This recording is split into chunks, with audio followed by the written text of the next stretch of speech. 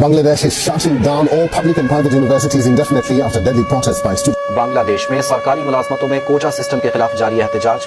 And let's now shift focus to Bangladesh, where university campuses have become back. और अब बात पड़ोसी देश बांग्लादेश की, जहां पर पत्थर चल रहे हैं। बांग्लादेश में आरक्षण को लेकर सरकार समर्थक और विरोधी आमने सामने। उधर बांग्लादेश में सरकारी नौकरियों में कोटा सिस्टम के खिलाफ तलबा के एहतजाज। बांग्लादेश में शेख हसीना के अरबपति नौकर से मिलवाने जा रहा हूं। सोचिए, अरबपति नौकर। शेख हसीना बांग्लादेश की मुख्यमंत्री हैं। अगली तस्वीर दिखाऊं उनके नौकर की। यह है उनका नौकर। नौकर का नाम है जहांगीर आलम। जहांगीर आलम के पास हेलीकॉप्टर भी है। प्रधानमंत्री शेख हसीना बांग्लादेश की पीएम के नौकर की तस्वीर आप देख रहे थे। अब देखिए जरा, यह है नौकर का जहाज। बांग्लादेश में नौकर इस वक्त सुर्खियों में है।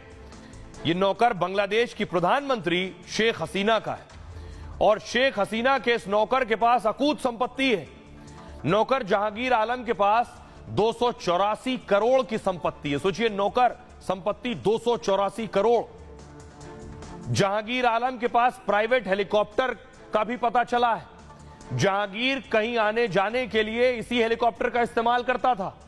यह नौकर पीएम हसीना के घर पर मेहमानों को पानी पिलाने का काम करता था। बांग्लादेश की मीडिया ने इस बारे में कई खुलासे किए।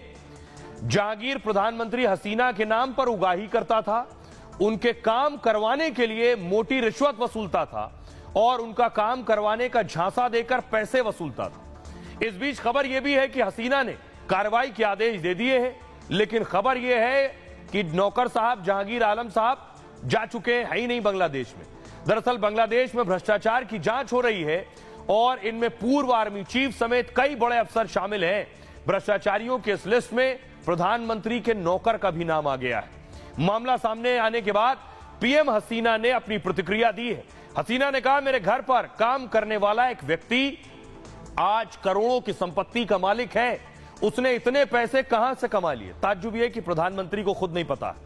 एक आम बांग्लादेशी को इतनी संपत्ति इकट्ठा करने में 13,000 साल लग सकते हैं। सरकार इन मामलों की गंभीरता से जांच कर रही है। तो ये बांग्लादेश की खबर थी। बांग्लादेशी वजीर आजम शेख हसीना वाजिद के चपड़ासी के अकाउंट से 400 करोड़ टका निकल आए। चपड़ासी के अकाउंट से बड़ी रकम निकलने पर करप्शन के हवाले से तहकीकात तेज कर दी गई। चपड़ासी जहांगीर आलम और उनकी अहलिया के अकाउंट मुंजमद कर दिए गए।